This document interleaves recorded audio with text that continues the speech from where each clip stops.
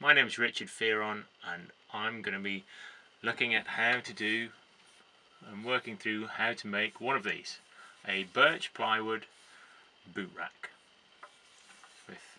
This one's for 4 pairs of boots. Hopefully you can see that, and I'm going to work through how I made it.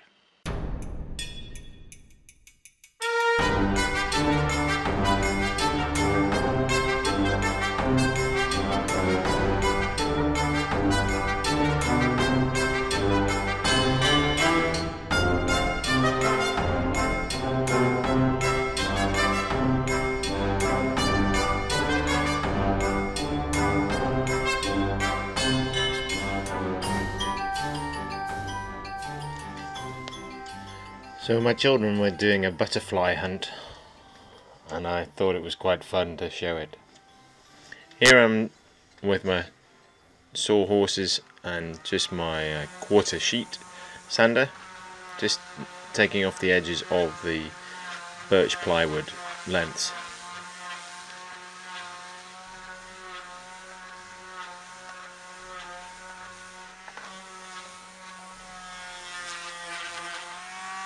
I cut the lengths using a circular saw and a template. I don't have a saw bench at the moment.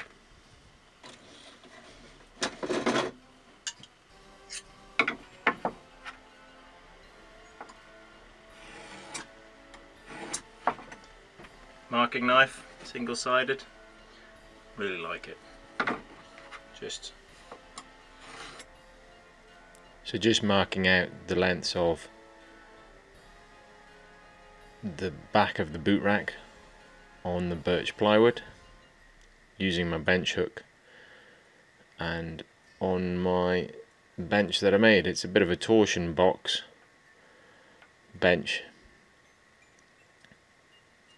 that I've finally got round to making.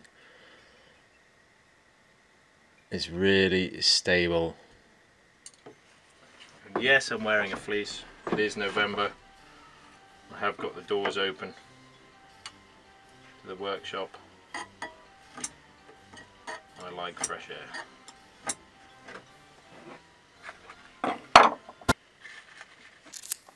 So there you go, the pieces marked out. Now just to cut them using the bench hook and a tenon saw.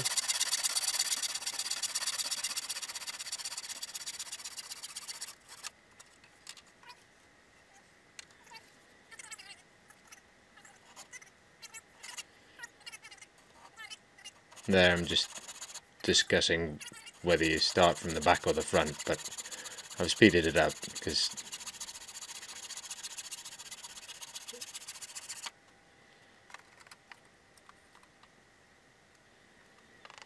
and then just laminating the 2 pieces together with some water resistant PVA, spreading the glue out.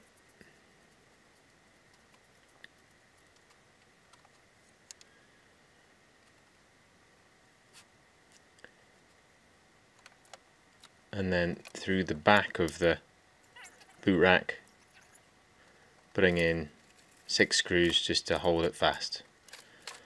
This is going to go against the wall, so you won't see the holes in the back once it's mounted on the wall.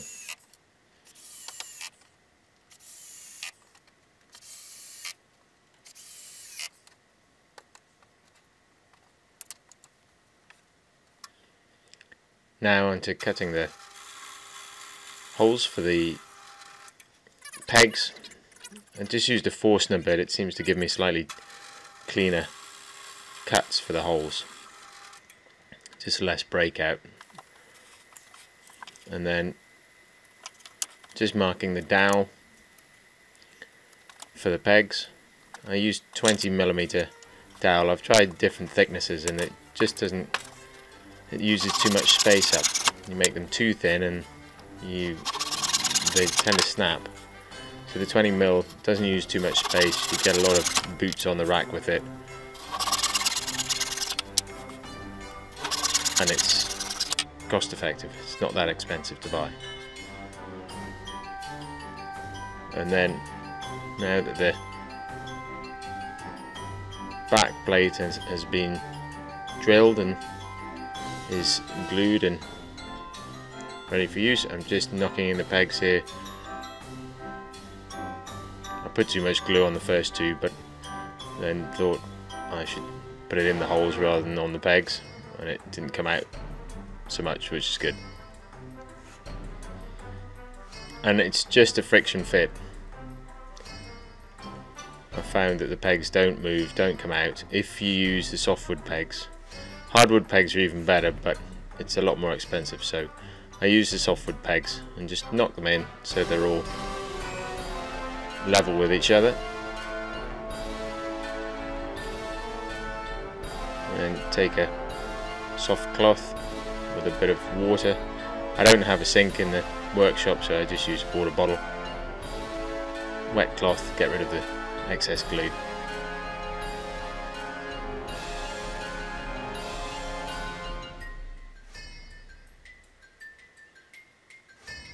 And then a bit of 120 grit just to take the edges off the pegs so they're not sharp. And just with a sharp chisel just take off any split outs or splinters that are there. And the joy of having built a torsion box